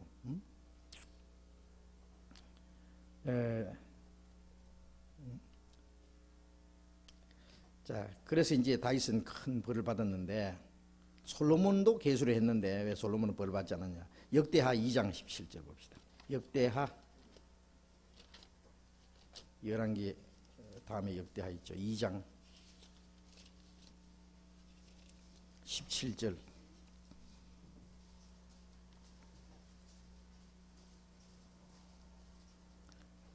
(2장 17절) 전에 솔로몬의 부친 다윗이 이스라엘 땅에 거한 이방 사람을 조사하였더니 이제 솔로몬이 다시 조사하며 모두 15만 3,600인이라.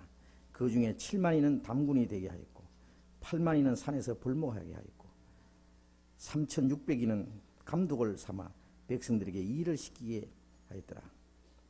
이 솔로몬이 그 인구 조사를 한 것은 뭐 다윗이 인구 조사한 거 다르죠. 다윗이 인구 조사한 것은 자기의 세력을 과시하기 위해서 인구 조사한 거고 교만한 거고, 솔로몬 인구 조사한 것은 이건 다 조사한 게 아니고 뭘 하기 위해서요?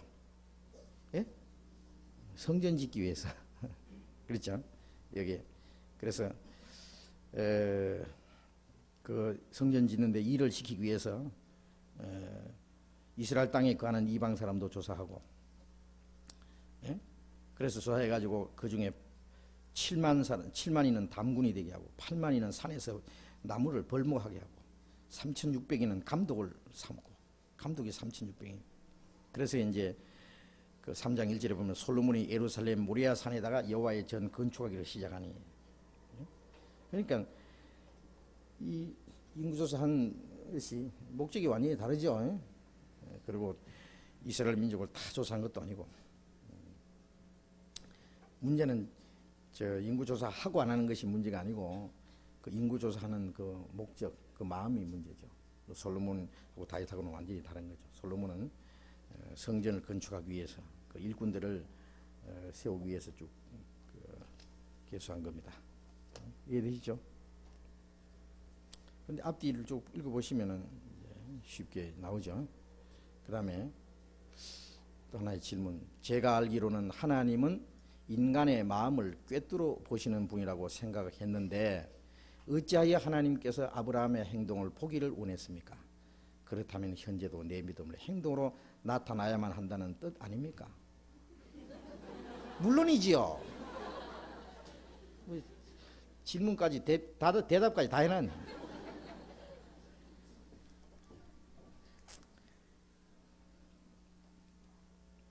하나님께서 아브라함의 하나님은 우리 마음도 다 꿰뚫어 보시고 미리 다 하시는데 꼭 아브라함이 저 이삭을 하나님께 제물로 바치고 하나님을 사랑하는 그 행동을 보시기를 원했느냐 그예요. 그 드린 후에 하나님이 아브라함이 그랬죠. 아브라함아, 네 사랑하는 아들 이삭을 내게 제물로 바쳤은즉 이제야 네가 나를 사랑한 줄 알았다 그랬어요. 그게 하나님은요 행동으로 나타나는 걸 원하십니다. 왜 그러냐면은 그 결과를 반드시 하나님은 보시기 원하시는 거예요. 하나님도 우리를 말씀으로만 사랑하지 않았어요. 마음으로만 사랑하지 않았어요. 물론 우리는 행동으로 나타나는 거 봐야 아니까 그러겠지만은요, 하나님도 실제로 행동으로 사랑하시는 분이에요. 하나님이 세상을 이처럼 사랑하사 독생자를 주셨으니 자기 독생자를 중대까지 내주신 것이 하나님의 사랑이 이렇게 나타났으니 우리가 죄 가운데 죄인 되었을 때 그리스도께서 우리 위해서 죽으심이라. 그 행동으로 하나님이 우리 그 사랑을 나타내 보였으니까 우리가 믿었잖아요. 하나님도 우리 마음으로만 말로만 사랑하는 걸 원치 않아요. 하나님도 우리의 행동을 보시기 원하는 분입니다. 그래서 요한일서 3장 17절에 보면은 사랑하는 자들아 우리가 말과 혀로만 사랑하지 말고 오직 행함과 신실함으로 하자. 말과 혀로만 사랑하는 사랑은 진짜 사랑이 아니에요. 말과 혀로만 사랑하지 말고 행함과 진실함으로 하자. 행함으로 나타나는 사랑이 진실한 사랑이에요. 그렇죠? 하나님도요 행동으로 나타나는 결과를 보기 원하십니다. 그 열매를 나무를 아느니라. 나무도 좋다든지 열매도 좋다든지, 나무도 좋지 않고 열매도 좋지 않다 하든지 알아. 열매로 나무를 아느니라. 좋은 나무는 좋은 열매 맺고, 나무는 좋다는데 열매는 나쁘다. 그건 안 된다. 우리가요 마음으로만 가지고 있으면 그 속에 뭐가 있는지 할 수가 있단 말이야. 행동으로 나타나야 돼요. 형제를 사랑하느니 뭐 그래도요 말과 혀로만 사랑하는 사랑은 진정한 사랑이 아니에요. 행동으로 나타나야 되죠. 그죠? 또 우리가 주님을 사랑하는 마음도 주님도 행동으로 나타나는 게 원해요. 그래서 하나님을 사랑하는 것은 이것이니 우리가 그의 계명을 지키는 것이라. 그의 계명은 무거운 것이 아니로라. 하나님을 사랑하는 것은 이것이니 그 계명을 지키는 것이라. 너희가 나를 사랑하면 내 말을 지키리니 아버지께서 저를 사랑하실 것이요 내가 그에게 나를 나타내리라. 우리가 주님을 사랑하면 주님의 말씀을 지킵니다. 우리 이제 교회에서도 보면은요 말은 잘해요. 말은. 근데 행동은 별로 없어요. 그게 가짜 위선이에요. 위선. 말과 혀로만 사랑하지 말고 행함과 진실함으로 우리가 주님을 위한 것도 행동으로 우리가 복음 전하는 길을 간절히 원한다 그러잖아요. 복음 전하고 다른 영혼이 구원받기 원한, 그죠? 근데 복음 전하는데 우리가 뭘 어떤 일을 좀 하자야. 복음이 전해지는 것 속에서 우리 희생을 하자 그러면요. 그 복음 전하고 다른 영혼이 구원받자고 하는 구원받는 걸 위해서 우리가 산다든지 뭐 그걸 어떻게 하자든지 참 거짓말이에요. 예? 우리 주님 위해서 어떤 희생하고 봉사하고 하는 것 없이 뭐 어떻게 복음 전해요? 예? 요즘 말로 맨입으로 됩니까? 예? 그저는 하나님이요 그리스도인들의 희생을 통해서 일하시는 분이에요. 하나님이 꼭 우리 행동을 보시기 원하십니다. 그렇게 생각하면 틀림없어요. 행동으로 나타나는 걸 원해요. 반드시 그걸 원해요. 그래서 야고보서에 보면 너는 믿음이 있고 나는 행함이 있다. 행함이 없는 믿음을 내게 보이라. 나는 행함으로 내 믿음을 보이겠다. 예. 너는 믿음이 있다고 행함은 없다. 나는 믿음도 있고 행함도 있다. 행함이 없는 믿음을 어떻게 보일래? 뭘로 보일래? 말로 안 된다. 나는 행함으로 내 믿음으로 보이겠다. 그러므로 영혼이 없는 몸이 죽은 것 같이 행함이 없는 믿음은 그 자체가 죽은 것이다. 예. 그래서 믿음은 행함으로 반드시 나타나야 됩니다. 반드시. 예? 하나님도 우리 행함을 반드시 요구하신 분입니다. 또 질문 하나만 더.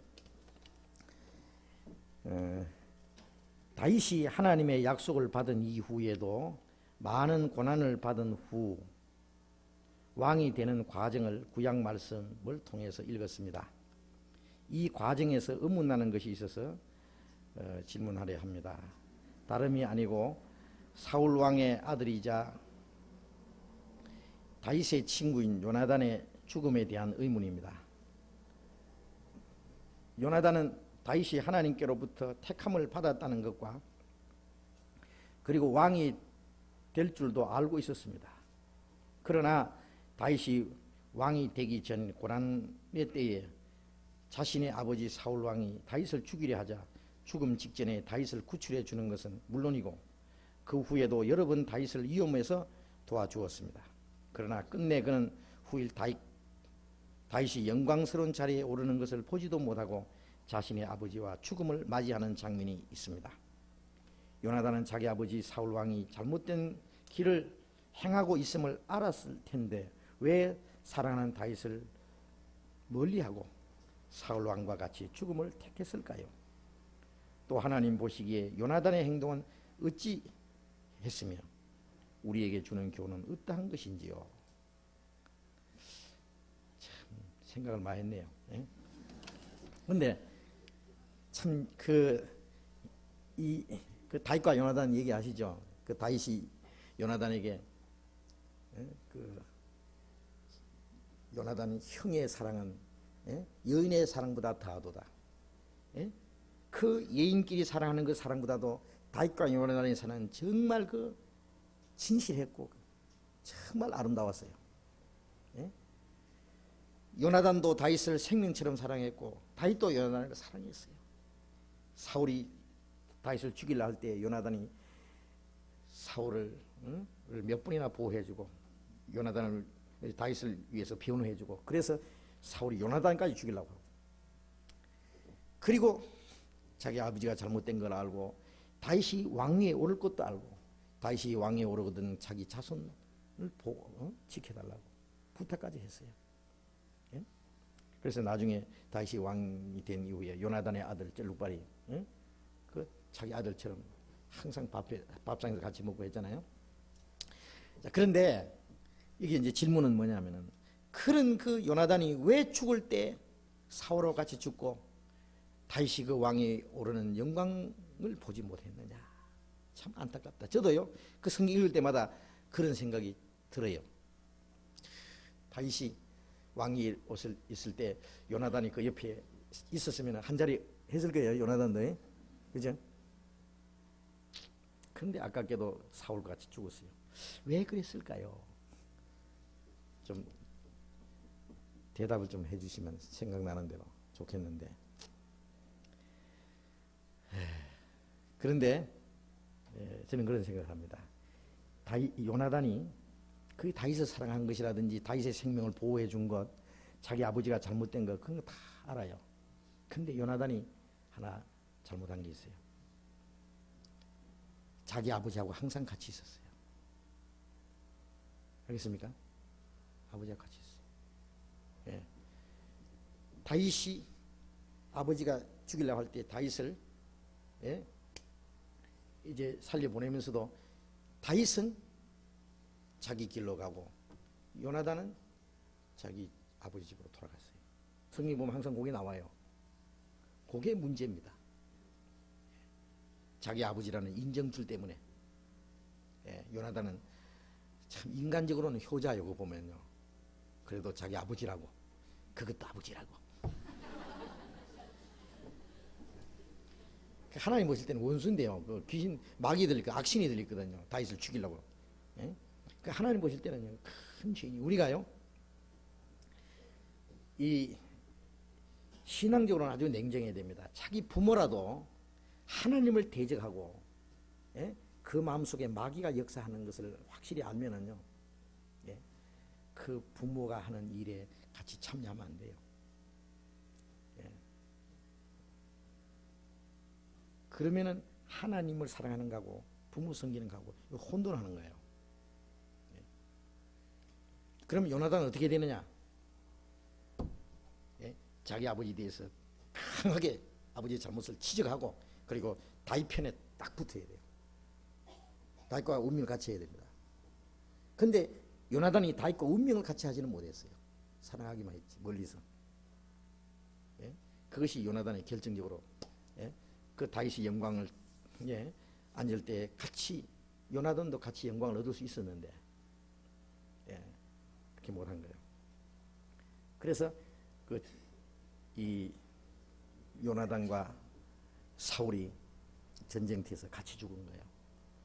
그건 말하자면은 그건 잘못된 죽음이에요. 그것은 요나단이 잘못한 겁니다. 그것은 아버지의 그 인정에, 그래서 그 아버지를 떠나지 못한 거 있잖아요. 그래서 이 신앙이라고 하는 것은요,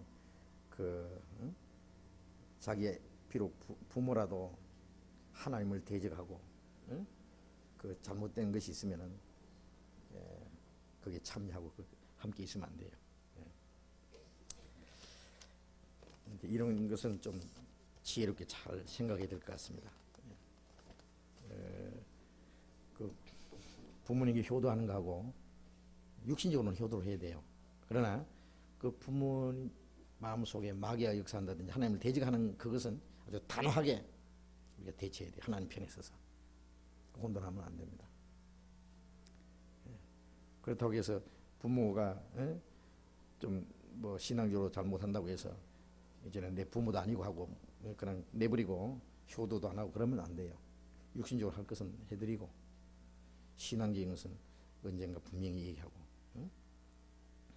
그리고 이 신앙 때문에 뭐 아들과 아비와 어미와 딸과 시어머니와 며느리가 불행하겠다. 원수가 자기 집안 식구리라.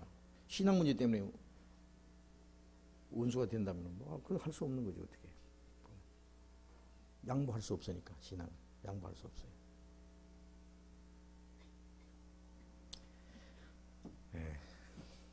자, 질문 다 했어요. 이제 성경 로마서의 사도행전 1장 조금만 공부합시다. 사도행전 1장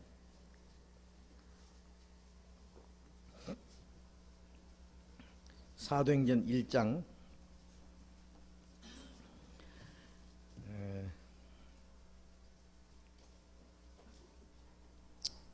오늘 사도행전 1장 2장까지 공부하려고 했는데요. 다 할 시간 없고 1장 21절 이러함으로 요한의 세례로부터 우리 가운데에서 올리워 가신 날까지 주 예수께서 우리 가운데 출입하실 때에 항상 우리와 함께 다니던 사람 중에 하나를 세워 우리로 더불어 예수의 부활하심을 증거할 사람이 되게 하여야 하리라 하거늘 저희가 두 사람을 천하니 하나는 바사바라고도 하고 별명은 유스도라고도 하는 요셉이요 하나는 matti아라. 저희가 기도하여 가로되 무사람의 마음을 아시는 주여 이 두 사람 중에 누가 주의 택하신 바 되어 봉사와 및 사도의 직무를 대신할 자를 보이시옵소서. 유다는 이를 버리고 제구소로 갔나이다 하고 제비 뽑아 matti아를 얻으니 제가 11 사도의 수에 가입하니라.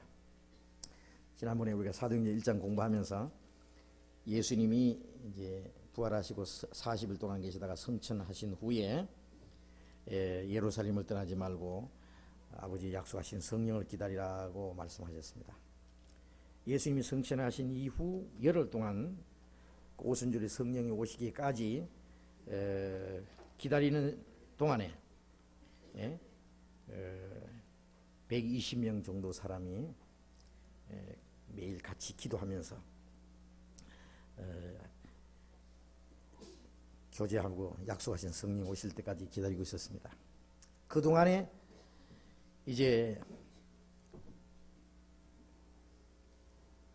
가룟 유다가 예수님을 팔고 그 다음에 자살하고 죽은 그것 때문에 사도가 11명밖에 안 됐잖아요.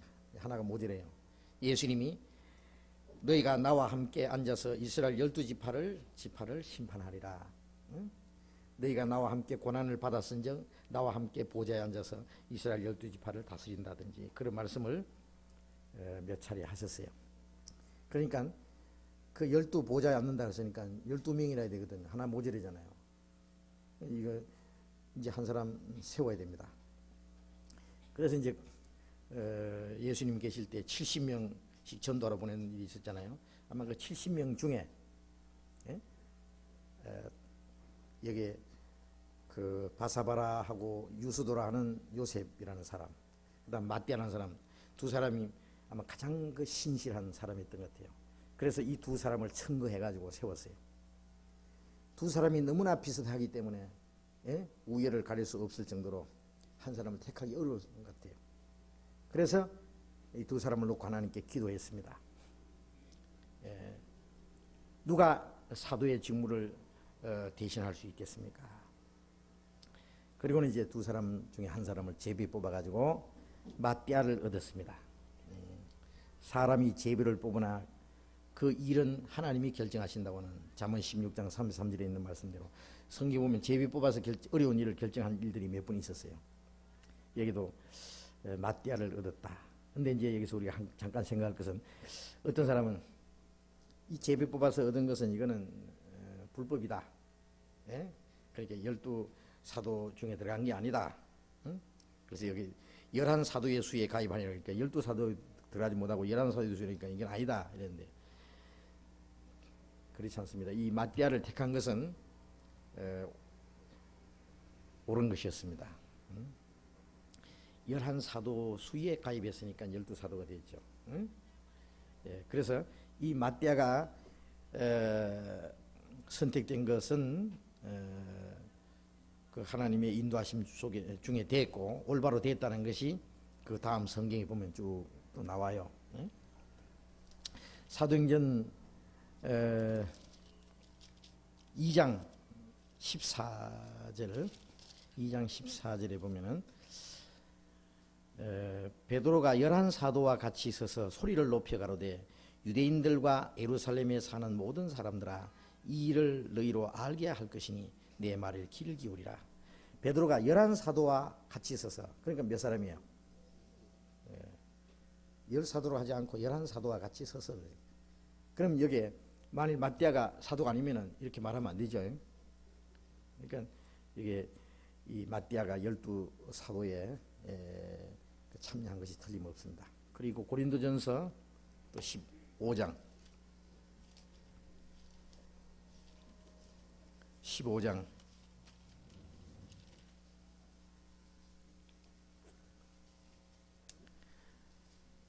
15장 4절 장사 지낸 바 되었다가 성경대로 사흘 만에 다시 살아나사 게바에게 보이시고 그 후에 12 제자에게와 그 후에 500여 형제에게 일시에 보이셨나니. 자, 여기 예수님이 부활하신 후에 많은 사람들에게 여러 번 나타났는데, 베드로에게, 게바가 베드로죠. 그 다음에 보이시고, 후에 12제자에게와, 12제자 누구? 예? 12제자는 가룟 유다까지 들어가요? 가룟 유다 아니에요. 마띠아까지 포함해서 12제자입니다. 예? 여기 바울 사도는 여기 12제자 가운데 안 들어갑니다. 12사도 가운데. 어떤 사람은 가룟 유다 대신에 바울을 하나님이 사도로 선택했다 그랬는데 아니에요. 12사도는 이방인의 유대인을 위한 사도로, 12지파 유대인을 위한 사도로 하나님이 선택했고, 이방인의 사도로 선택한 사람은 바울 한 사람입니다. 예. 그리고 바울은 이 12사도의 수에 들어갈 수 없는 것은 12사도의 그 자격이 뭐냐면, 예? 사도행전 1장 21절에 보면은 요한의 세례로부터 우리 가운데 올리우신 날까지 주 예수께서 우리 가운데 출입하실 때 항상 우리와 함께 다니던 사람 중에, 그랬어요. 그렇죠? 그러니까 세례 요한 때부터 예수님이 성천하실 때까지 항상 우리와 함께 다니던 사람, 12사도 외에 많이 있었죠. 그러면 그 사람 중에 한 사람을 세워서 예수님의 부활을 증거할 사람이 되었어. 그러면 여기에 바울은 12사도의 수에 들어갈 수 없어요. 합당하지 않아요. 왜? 예수님과 함께 다닌 일이 없거든요. 그렇잖아요. 자, 그래서 이제 마띠아가 12사도에 들어간 것은 사실입니다. 자, 그리고 여기서 한 가지 또 생각할 것은, 그 사도의 자격은 예수께서 우리 가운데 출입하실 때 항상 우리와 함께 다니던 사람 중에 그랬어요. 자, 여기 우리는 주님과 함께 걸어 다니지는 않았지만은 주님과 함께 생활하는 사람, 우리는 12사도의 수에 들어가지는 못하지만은 주님과 함께 살고 주님과 함께 다니고 주님과 함께 행동하는 사람들이 주님을 증거할 자격이 있어요. 그렇죠? 우리도 주님을 증거하는 의미에서는 사도와 같이 주님을 이 세상에 증거하는 이 위해서 보냄을 받은 사람, 사도라는 말은 보냄을 받은 사람이라는 뜻입니다. 우리는 사도의 직분을 받지는 못했지만 우리도 주님을 증거하기 위해서 이 세상에 보내심을 받은 사람이라는 것은 틀림없어요. 우리가 주님을 증거할 수 있는 한 가지 자격은 주님과 항상 함께 다니는, 주님과 함께 사는, 주님과 함께 먹고 주님과 함께 살고 주님과 함께 고락을 같이 하는 그 사람이 주님을 증거할 자격이 있을 겁니다. 시간 많이 갔으니까 여기까지 공부하겠습니다. 기도드리겠습니다. 거룩하신 우리 아버지 하나님, 감사합니다. 이 세상 많은 사람 중에서 우리를 먼저 불러주시고 주님의 그 크신 사랑을 깨닫게 해주신 주님, 감사합니다. 주님 다시 오실 날이 너무나 가까운 이 마지막 때에 우리가 참으로 하나님의 자녀로서 그리스도의 제자로서 부끄러움 없이 살아갈 수 있도록 우리의 마음과 모든 생활 다스려 주시옵소서. 다시는 우리 자신을 위해서 살지 않고 오직 하나님의 영광을 위해서 또 주님이 우리에게 하라고 맡기신 일에 충성을 다할 수 있도록 인도해 주시고, 멀잖아 주님 다시 오시는 그날 그 영광 앞에 조금도 부끄러움이 없이 설 수 있도록 인도해 주시옵소서. 우리 중에 한 사람도 주님 앞에 실족되는 사람이 없도록 주님 자비로운 능력의 손으로 붙잡아 주시고, 또 구원받은 사람들 한 사람도 이 세상 헛된 것에 마음이 뺏기지 않도록 남은 생에 정말 주님의 뜻 가운데 살아갈 수 있게 인도해 주시옵소서. 우리가 주님의 복음을 위해서 주님의 영광에서 하고자 하는 모든 일들 주님께서 모두 다스려 주시고 하나님의 영광을 위한 아름다운 열매들이 맺을 수 있게 인도해 주시옵소서. 우리가 더 넓은 집회 장소를 준비하고 많은 사람들에게 복음을 전하고 또 전국에 있는 형제 자매들 함께 교제할 수 있는 훌륭한 장소를 준비하는 이 일에도 주님이 친히 같이 계시고 조금도 방해됨이 없이 어려움이 없이 순조로이 모든 것이 진행될 수 있도록 주님께서 친히 다스려 주시옵소서. 이 일을 위해서 우리 형제 자매들 마음을 하나로 묶어서 이 큰 역사에 함께 참여할 수 있도록 더욱 인도해 주시옵소서. 주 예수님 이름으로 기도드렸습니다. 아멘. 광고 말씀 있습니까? 광고 제가 하나 드리겠습니다. 이번 토요일에요. 결혼이 두 쌍이 있어요. 우리 형제 자매. 3월 27일 토요일 맞죠? 오후 2시에는 고건철 형제님과 신혜경 자매님 결혼식이 있고, 오후 3시에는 김우중 형제님과 최선정 자매님 있습니다. 오후 2시와 3시에 토요일에 결혼식이 있으니까 많이 참석하셔서 축하해 주시기 바랍니다. 마치겠습니다. 안녕히 들어가십시오.